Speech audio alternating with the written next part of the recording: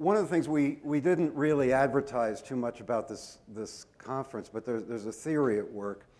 One way of doing a conference and organizing it is kind of the way they do those previews when you go in the movie house sometimes, you know, the ones with the commercials, where they say, we're going to tell you, here's what we're going to tell you, and they list the things. And then they show you a bunch of commercials, and then they come back and they say, now we're going to tell you what we just told you, and they tell you again.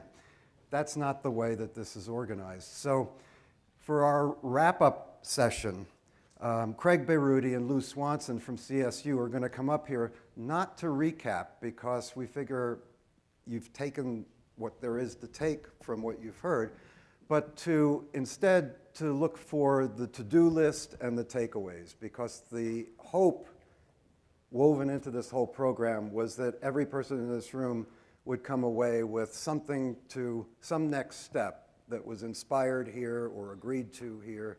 And we hope in this next 20 minutes, half hour, to point up some of those things and reflect them back. So I'm going to ask Craig and Lou to come up here. And meantime, Karina, who has been capturing ideas on the whiteboard throughout this conference, and you saw them displayed outside in the lounge and also at dinner last night, and I've been taking pictures of them with my cell phone to take home. You all should do that too. We've moved her more to center stage, and she'll be I won't say the note taker, but the image taker. Okay? Okay, great. Well, gentlemen, thanks. Great. Over to you. Thank you. Can everybody hear me? Is the mic on? Can we hear just one more time the voice of God? I really enjoy that. No, God has left the building. So we're at the end, and we're wrapping things up, and this kind of reminds me of a professional meeting that I attended about a decade or so ago, and it was in Las Vegas. And I was part of a group of presenters. There were 5 of us, and one person ran the slide projector. And it was 3 o'clock in the afternoon on a Friday, and in the audience there were 5. And it was the presenters and the person handling the slide projector. We were really afraid that this might happen this morning, but when you're following Bill Stouffer and you're following Federico Pena, those are tough acts to follow. But this is an opportunity for us to really begin kind of framing a little bit. I am gonna summarize a little bit about what we've been through over the last a couple of days, set the stage. Lou is then going to talk to you a bit about demand-driven agriculture and those kinds of things. And then I'm going to be asking you some pointed questions about where we go next. And that's really what we want to figure out from you in terms of the ideas that you have, because you're living this over the last couple of days, and you've had a lot of time to think about this. You've been networking, you've been interacting, and hopefully you have some good ideas for us to take home away or take away with from this particular session. There were some goals that we had established, and we began framing this workshop around these particular goals. And quite frankly, and Cathay had mentioned this earlier, when we originally talked about this particular workshop, we talked about it as being, I thought about it as being a one-day workshop. You get creative people in that room like Cathay and Greg Graff and the Van Heist group, and all of a sudden it grows to a day and a half, 2 days. 2 days with a dinner, 2 days with a dinner, and then we have an artist. And then it continued to grow and grow and grow, because we talked about innovation and all the different parameters associated with it. We realized that there was no way that we could accomplish what we wanted to accomplish in terms of our goals with just a single one-day workshop. If you think about over the last 3 days, the number of people that have been in front of you, there have been 80 speakers. That includes not only the roundtable workshop that we had and the climate, smart agriculture, and the big data on the very first day, but certainly yesterday and today. And I tell you, I think we could be here for another day and you wouldn't feel like you had 80 people in front of you. It was the structure that allowed us to really begin thinking and engaging and learning a little bit about the thought process of our speakers. It was that rapid action back and forth. It was the ability to engage the audience. And that's really what we wanted to do. We didn't want individuals just to get in front of you and talk, much like I'm doing right now. and bore you to death. We wanted this to be truly engaging, but there were some specific goals that we wanted to try to accomplish, and let me share with you what those goals are. Number one, and I think Greg and Cathay did a really good job of framing this whole concept of the innovation cluster, but it created a lot of thought in our minds about innovation, agriculture. Why aren't we at the table? So for instance, at the coin conferences, there's been 3 annual coin conferences now. I attended the first 2. Some of you have probably attended those. But what you do find when you're in agriculture is that there aren't very many people in agriculture attending those conferences. And so very quickly you begin to realize and recognize that we're not necessarily thinking that we're an innovative industry. And yet we are a very innovative industry. We're not always at the table. Much like Cathay was talking about in terms of making a tour around the state, agriculture didn't come up in the conversation, certainly as the number one economic driver.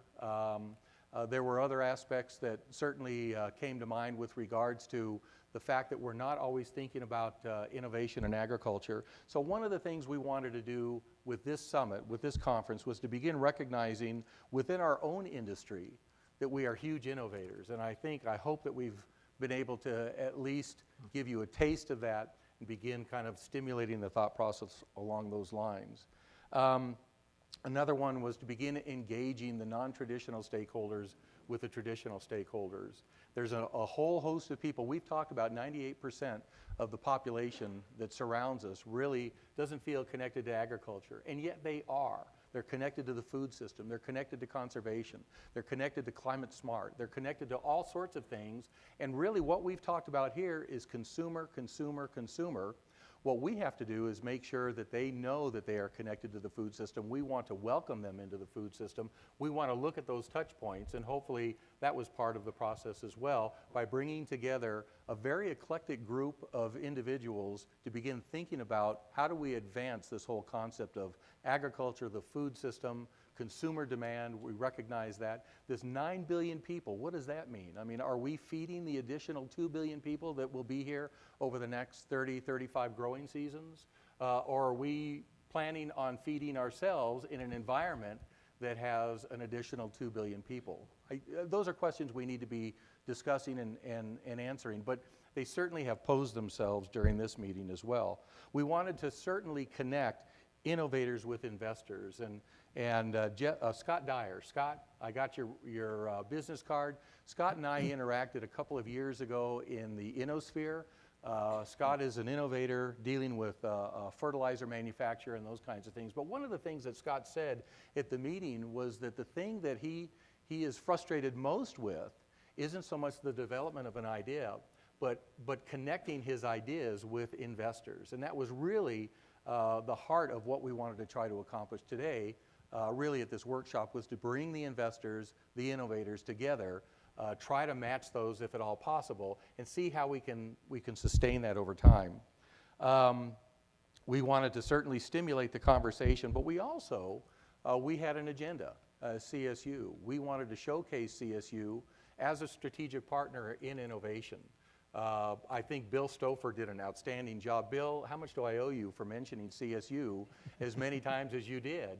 We value the fact that our currency, what we bring to the table, is knowledge, it's innovation, it's creativity, it's translating information that other people can use, and we really value these kinds of partnerships. Let me give you a couple of examples of these partnerships besides, in addition to what Bill had mentioned to you already, but the listeria issue in Southeast Colorado. We worked with Extension, we worked with the CDC, we worked with the Department of Agriculture, taking methodologies that have been developed in the laboratories in the meat area and translating that into the produce area so that we could identify the source of the listeria right away. And we were able to do that and hopefully salvage and save the melon industry in Colorado. The same is true with public-private partnerships.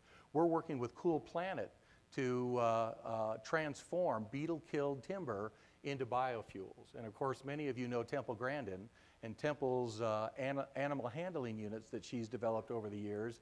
We find those animal handling units in over 50% of the livestock operations throughout the United States and beyond. So we're very, very excited about being partners with all of you and even beyond in trying to advance this whole concept of innovation. So I'll go ahead and stop there. And So you like didactic professors like us. So I think I'm the last tie standing. Bill didn't wear one. But it's a nice tie, right? So one of the things, Craig's walking way too far away, what we wanted to do as a part of the summary was to share with you, and Bill Stouffer talked about reframing, the new narratives that are out there. Craig and I have been a part of a process that is now emerging, at least within the land-grant system, and has been a part of business and the activists in the food system for a long while. And that is to shift the framing structure for how agriculture and food systems work, from a supply-driven structure to a demand-driven structure. And what you've heard here is demand-driven. The supply-driven structure was the post-World War II, the commodity program structures, much of what USDA public policy was working on. And during that period of time, we see the consumers and the world move towards a food system that's being driven for the values that people hold. And so as we listened through the last day and a half of what demands are there, this morning Lindsay Bolger did a fabulous job in terms of how the different demands that a company like Green Mountain has to deal with to advance their product, and in doing so becoming more collaborative. So some of the demands that are coming from consumers include, and they're familiar to you, health and wellness is a huge one. Food safety, we've heard of that a lot today. Environmental values, we've heard some of that. We've heard it in terms of climate change and other issues, but these are where consumers make decisions on their environmental values as they choose what they want to do. Social justice, Lindsay had touched on that, but you can see it globally in terms of fair trade, and you can see it here in Colorado in the global and local movement, where we would like to have even more locally produced food in our urban corridor from Fort Collins down to Colorado Springs. And then food security. We heard the mayor of Denver talk about food deserts. We have new agricultural extension programs that are articulating with social movements for food in the Denver area. And the mayor of Denver is very much pushing that agenda for his 2020 goals for agriculture and food consumption in Denver. We also have heard it in terms of producers, and this is the most traditional place that we hear it, and we heard it this morning multiple times in terms of for a producer, for somebody in the value chain in the middle, such as Ardent Mills, you're constantly driving costs down, and you're dealing with quality and raising quality simultaneously.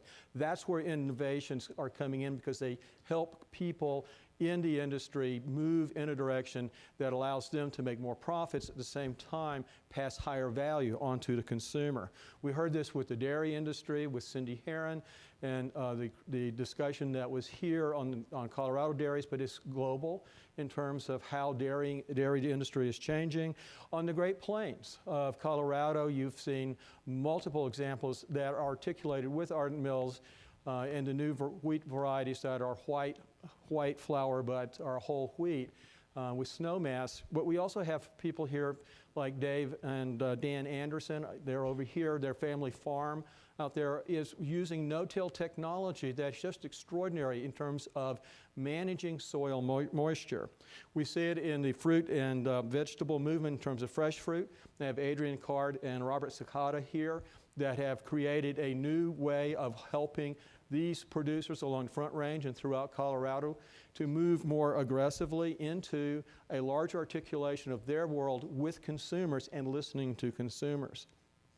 What we haven't heard as much of, and yet we see it here in Colorado and nationally, are organizational innovations. We've talked about technology, but organizational innovations may be even more important in the end. So we see the reemergence of urban farming and the urban farm movement throughout the country, particularly here in terms of Denver, and we're going to see the emergence of what we once thought was an old area of agriculture come back into the new areas of agriculture along the Front Range, and these are going to be cooperatives where you have buyer and marketing cooperatives that help smaller producers articulate with different varieties of consumers so that we're dealing with the full range of consumers.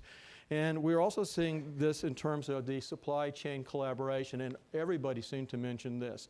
And so we heard Mary Kraft talked about the rob and duplicate the R&D, but that is the kind of social organizational changes that create more value for everybody, even in highly competitive climates.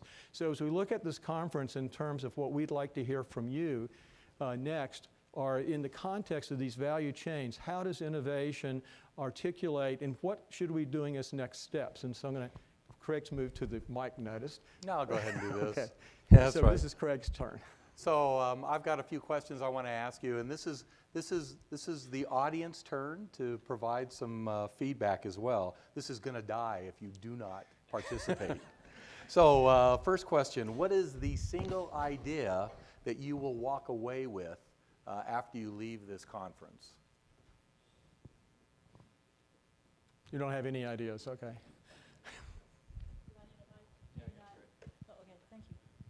One of the things I have been hearing that sounds to me like what we need is intentional investment. I think that it needs to lead to a collaboratory. We build a system that we believe a lot of people can use. And I think I've heard enough threads that would say there is a way to accomplish this and get to the next steps. Of course, you have to have investment. Money is necessary. But it should be intentional toward a collaboratory that will build a broader base of users who can share and use critical information to share all of their interests. I think I'm seeing this, and I'd love to see it realized. Just a thought. Thank you.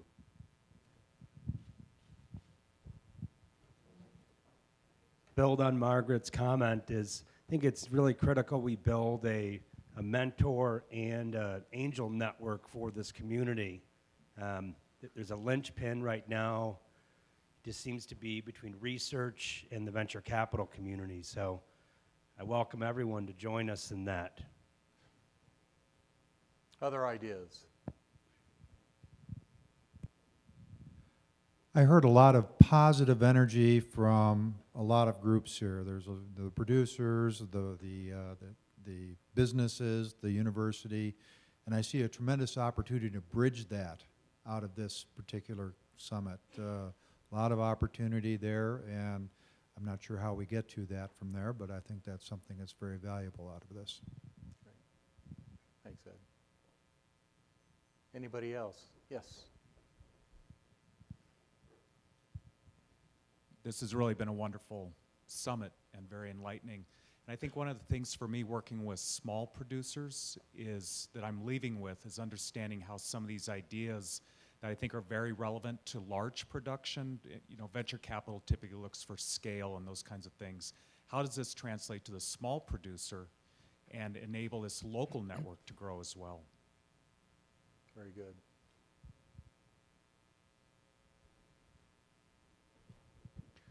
I'd like to echo that.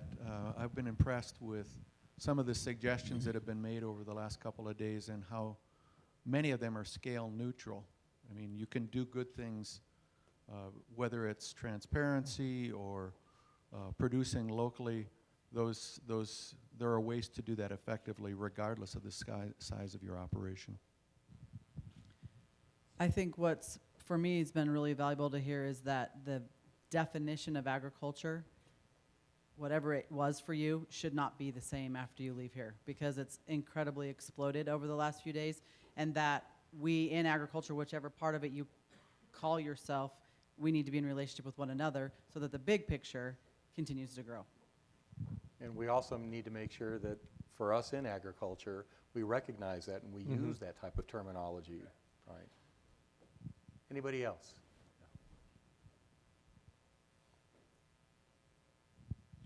First of all, I'd like to congratulate you, Lou, and Craig, and Cathay, and others for putting on this wonderful event, and all of the speakers who were here. I really appreciated what I heard. A couple of things that you know, there was much discussion about feeding a growing population. And with the exception of the mayor, this was all of the comments that I heard were from a haves perspective and very few from the have-nots. So and having had experience working in the Pacific and the far Pacific with the need for culturally appropriate solutions, I think that's something that we need to keep in mind. For folks that have always eaten cassava, that's what they would like to eat in the future. So I think that keeping that in mind, the haves and the have-nots, and how do we do things that are culturally appropriate all along the supply chain and all along the food chain. So congratulations. Appreciate that. No, that's very important. We talked about that early on in terms of speakers and people that we would invite here as well, representing, you know, that entire spectrum. I mean, really, when you think about it, when you look around the room, the level of diversity here probably could be enhanced somewhat in terms of inviting individuals from a variety of areas and backgrounds as well. Zara, yes. Yeah, what's really exciting to me, I work directly with students in agriculture here at Colorado State, and seeing the diversity of agriculture opportunities, things that our students can go do in agriculture after they graduate or while they're still in, the opportunities aren't just going back to the family farm or going and working in lending, which is a lot of what our students do, but all of these different innovations, all of these different companies working with communications and telling the story. It's really exciting to see my students have a bright future and a bright opportunity here in agriculture. I just want to say thank you for putting all this together, all the ideas in the room. I think we're very exciting, and I look forward to next year and years to come. One area I thought was not represented at all, and I don't have a solution, is the consumer. We talked a lot about production, but if there was more data from consumer side economics, I think that could be really interesting. So this is go ahead, you bet. I don't know if this is what I want to say is not so much an idea that I'm taking away. I'd like to make a suggestion how, and I hope you do this again, but what I would like to have is, if you do it again, is all the people that attended this and you know, in their businesses, I'd like for them to come back and say, we took this away last year and this is how we implemented it and this was the results. Good point.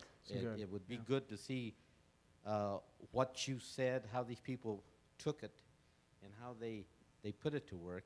And I don't have a business. I'm not a businessman. I'm a politician. I'm the mayor of the city of Sterling. But I know I'm taking a lot of things back because I live, you know, my community is a rural agricultural area. So I hope to come back next year, if I'm still mayor, and Hey, I hear you. and say, you know, I took this idea back and I presented it to my constituents, and you know, it worked or it didn't work. Just to have some feedback, so you can find out how well the summit was or how it can be improved. So.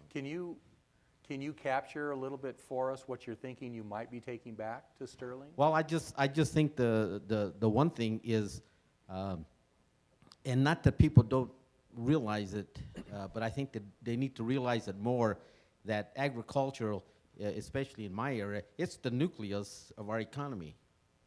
And so goes the farmer and the agricultural business, so goes Sterling and Logan County. And so what I've picked up here, you know, I'm a retired teacher, so I have a book full of notes. I mean, because I have no idea how to use I don't have a smartphone. I got a smart pad right here, so I wrote all kinds of notes I'm going to take back. Great. And you know, there's some very prominent farmers, ranchers, and cattlemen in my area and my city council that I want to share some of this with. I think that falls under you know, economic development that centers around agricultural. So, great. Well, thank you. Let me pose a couple more questions, because we're respectful of your time, and we'll try to wrap this up as quickly as possible. But one, and I think that there was a bit of that already brought up in terms of thinking about the collaboratory and so forth. But how do we keep this level of enthusiasm moving forward over the next year? How do we keep the conversation going? What are some suggestions that you might have? We got a time clock that just popped up. I didn't even notice it.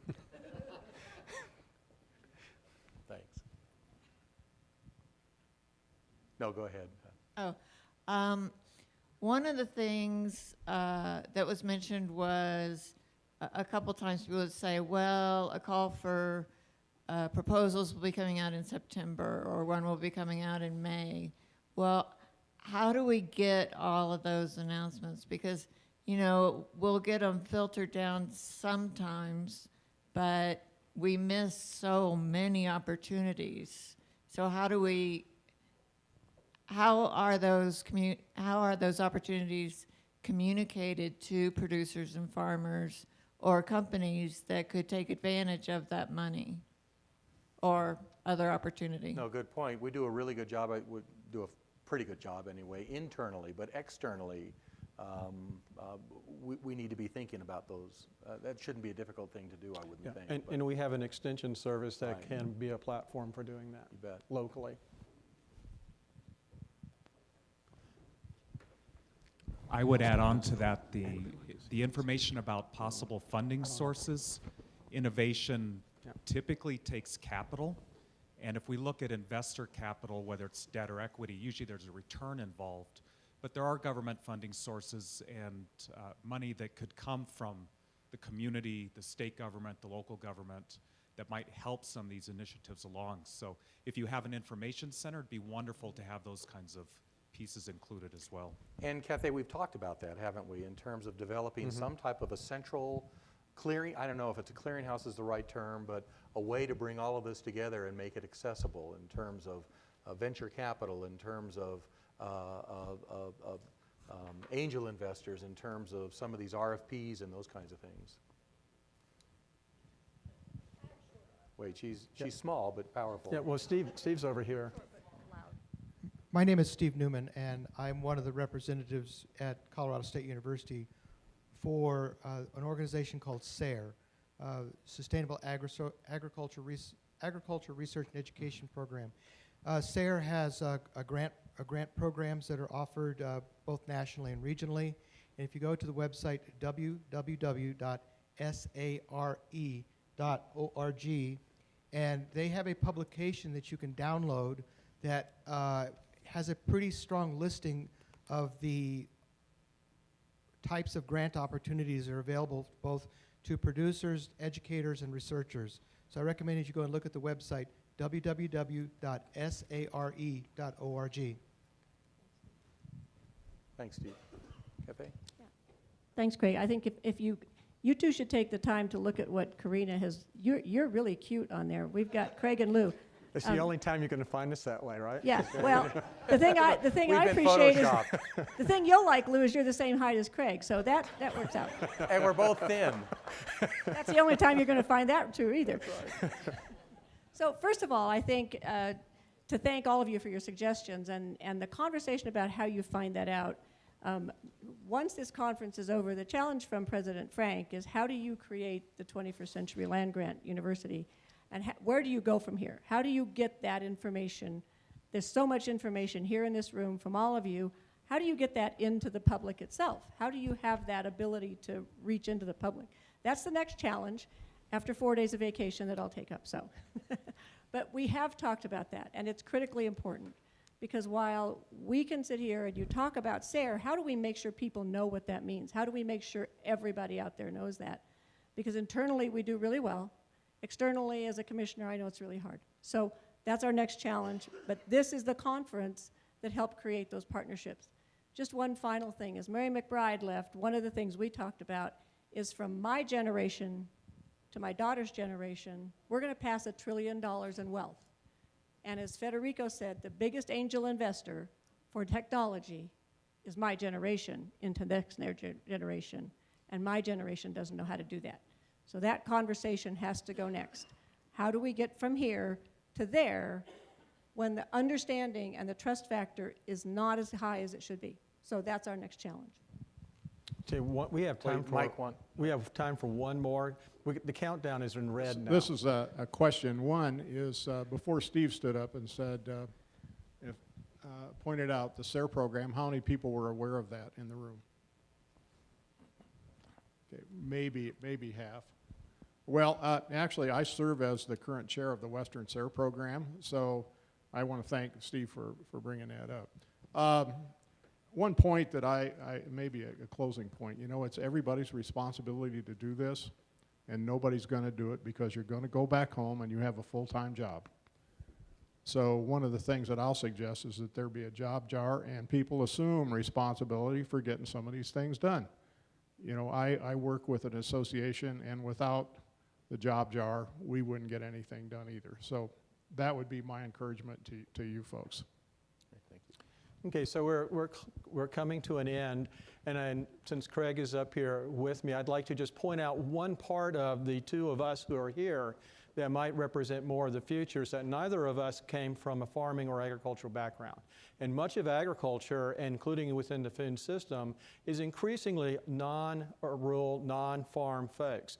And I think that's a really good place for us to be. But as a food system, we need to be more inclusive of a whole variety of interests from the farmer and rancher perspective, as well as the consumer perspective, and then all of the groups in between that are making the food system work. Also, we'd like just to thank you all for staying with us so long and participating with us, and to Craig and Cathay and the Heist group that put together this conference. So thank you very much. And to the funders, including a Jay Menon, who wanted to make sure the College of Business was up on the board. He can now pay. We don't have to give his money back now. That's right. So thanks very much for coming. Cathay or Craig, do you have any last things before we finish? Nope. Okay. Thanks Great. very much. Thank you. Nice job.